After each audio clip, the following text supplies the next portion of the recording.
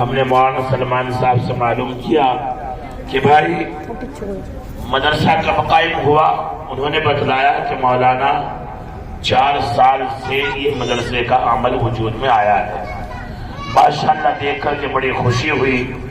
اللہ تبارک و تعالیٰ سے آپ بھی دعا کریں، میں بھی دعا کرتا ہوں اللہ اس مدرسے کو دین دوغلی رات چوگلی ترقی عطا فرمائے۔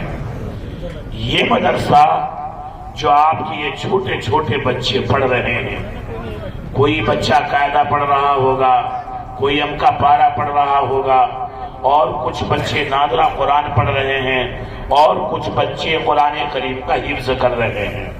میرے بھائیوں، میری اور آپ کی نظروں میں تو یہ معمولی سا عمل نظر آ رہا ہے کہ یہ تو چھوٹے بچے ہیں، اور میرے بھائیوں ان مدرسوں کا قیام ہو جانا اور ان مدرسوں کا بن جانا کتنی بڑی نعمت ہے، کتنی بڑی دولت ہے۔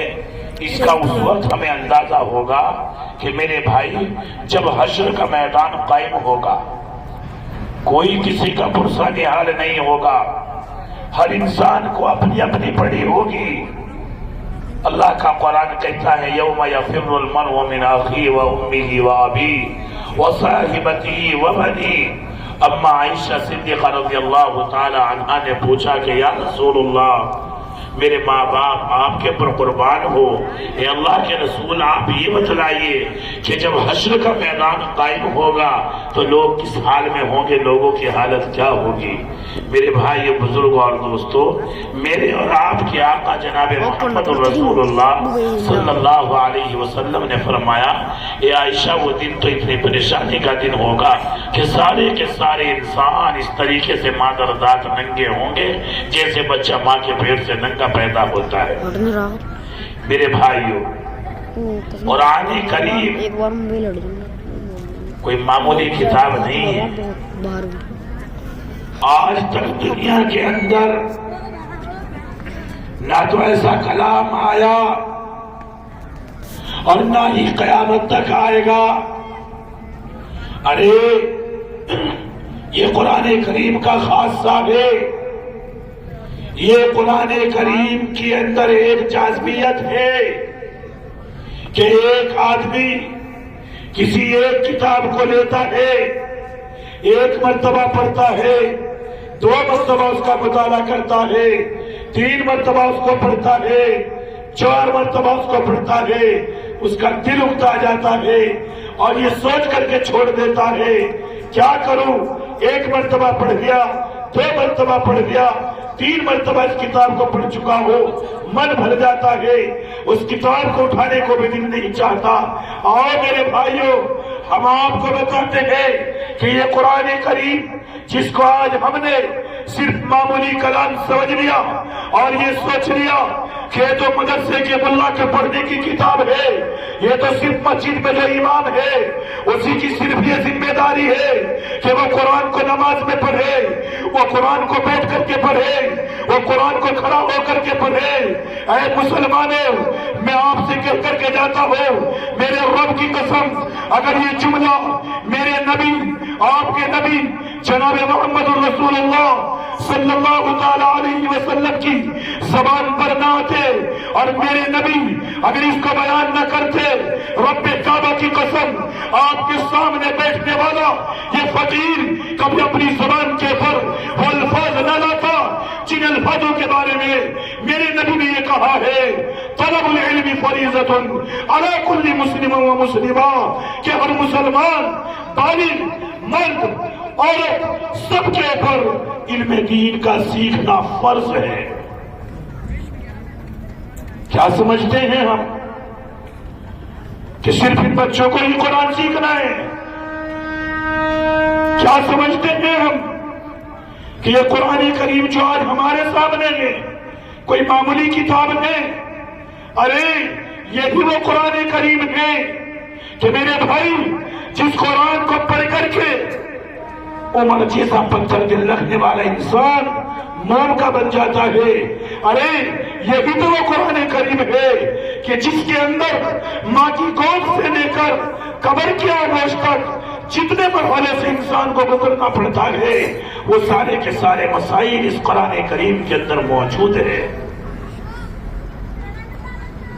یہ کوئی معمولی کتاب نہیں ہے.